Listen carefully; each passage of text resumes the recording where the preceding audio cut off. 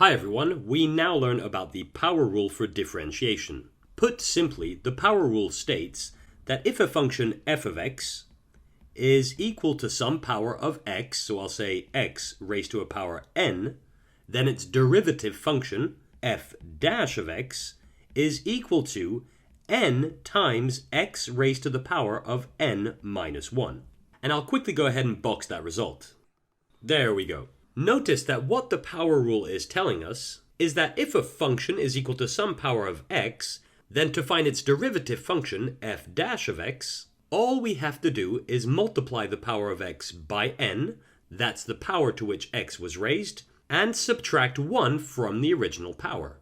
Let's see how this works with some examples. As a first example, example 1, say we have to differentiate f of x, which equals to x raised to the power of 4. Well, first of all, since f of x is a power of x, we can differentiate it using the power rule and state that f dash of x, the derivative function, is equal to the exponent, so that's 4, so I'll just write that, that's 4, times x raised to the power of 4 minus 1. So if I write that, that's 4 minus 1. And simplifying that, we quickly find that the derivative f dash of x is equal to 4 times x raised to the power of 3, or x cubed.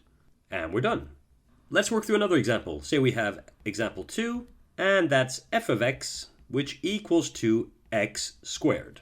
Well, once more, we can see that f of x is a power of x, so we can use the power rule and state that f dash of x is equal to the power, so that's 2, times x raised to the power of 2 minus 1. Where again, all I'm doing is multiplying the power of x by 2 and subtracting 1 from the power. And that leads us to 2 times x raised to the power of 1. But remember, when we write x raised to the power of 1, it simply means x, meaning we don't bother to write a power of 1. So here we should write our final answer as f dash of x equals to 2x. And we're done. Let's look at another example. Example 3. And I'll use a different notation this time. Let's say we have y, which equals to x raised to the power of 203. Well, although this is a very big power, it's still just a power of x.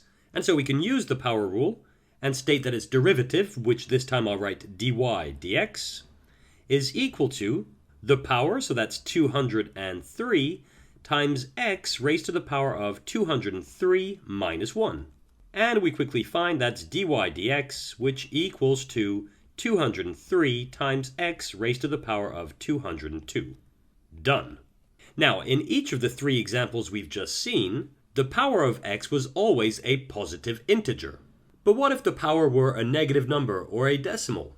Something like this. Say I have example 4 here, in which f of x equals to x raised to the power of negative 3. Well, the good news is, despite the fact that it's a negative power, this is still just a power of x. And so we can still use the power rule and state that the derivative, f dash of x, is equal to the power, so that's negative 3, times x raised to the power of negative 3 minus 1.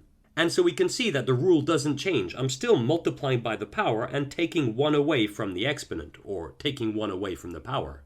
And since negative 3 minus 1 is negative 4, this becomes f dash of x equals to negative 3 times x raised to the power of negative 4.